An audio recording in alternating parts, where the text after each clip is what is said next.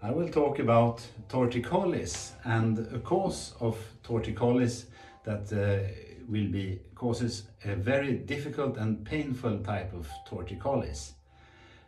Torticollis can be several things. It can be a fairly mild condition caused by being subjected to cold air from your air conditioning, or it can be the start of a flu. But it can also be a mechanical condition which is very painful. And to start with, I will talk about the anatomy of the neck. The upper neck, the atlas vertebra, is the uppermost vertebra, and the atlas vertebra is responsible for about 50% of the rotational mobility of the neck, where it rotates upon the second vertebra, the axis. And below the axis, from the second vertebra down to the first thoracic vertebra, are joints with one intervertebral disc and 4 other joints. It's the ancovertebral joints and the zygapophyseal joints. And the interest in this matter is the zygapophyseal joints or facet joints. These are joints that stabilize the cervical spine and also guide the movements in the cervical spine. And those joints are about in this direction, leaning a little bit forward, and they are responsible for rotation and flexion, and to some extent lateral flexion, whereas lateral flexion in the cervical spine is a combination of rotation and flexion. And these zygapophyseal joints, they are synovial joints with a smooth joint surface, and they are surrounded by a joint capsule that stabilizes the joint and permits quite a large motion.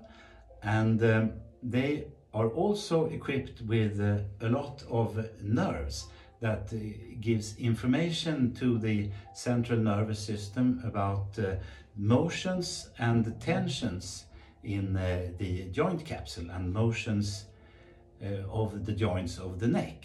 And we use that information to keep our balance and to regulate motion and muscle tension in our locomotor system. And also in these joint capsules there are something that's called meniscoids. So that is a tiny triangular structure that surrounds the facet joint, and the use of these and the function of these meniscoids is that they increase the contact area of the joint, and it helps to stabilize the joint. So when we do motion, then the 2 joint surfaces glide on each other, and one glides a little bit above the other. So in that case, the meniscoid will give some extra surface area to the joint and increase the stability, which is very good. But there is one disadvantage with those little meniscoids, and that is if we do a complex combined motion with our necks, maybe we do rotation and extension, and at the same time we put some pressure on the neck, then we can come into a position where these small meniscoids can get stuck in between the joint surfaces.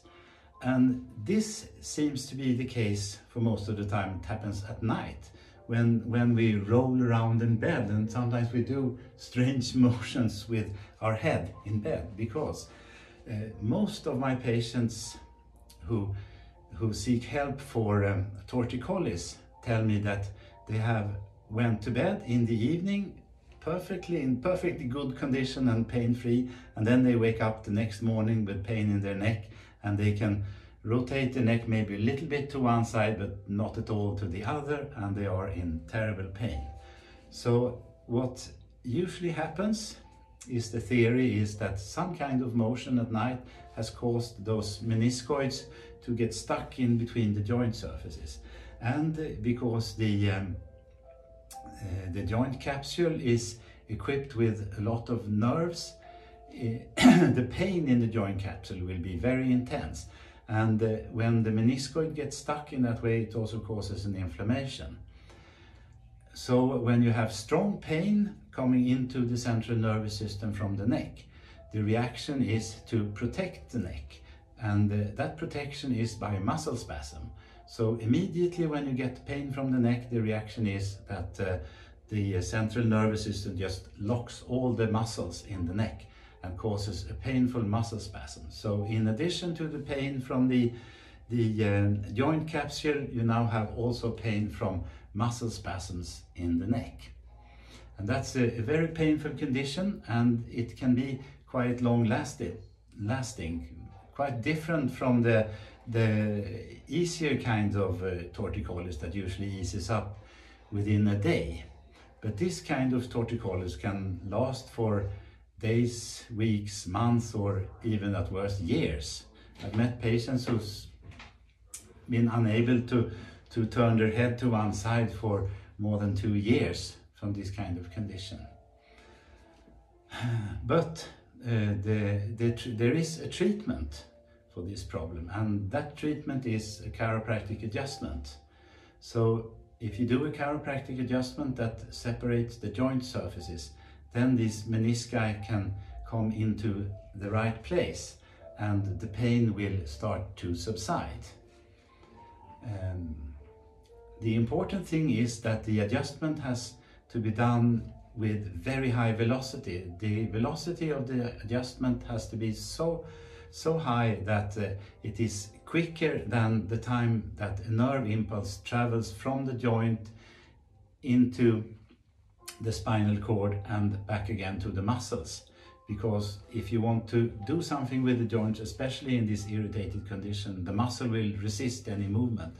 But if you do the adjustment quick enough, then you are quicker than the nerve impulse and you can release the joint. And if the treatment is successful, then the meniscoid will come into its right place and the pain will start to decrease and the joint capsule will heal. Usually it gets much better already after the first treatment, and sometimes you may have to repeat the treatments, maybe do the treatment twice or even at worst 3 times before the joint is released.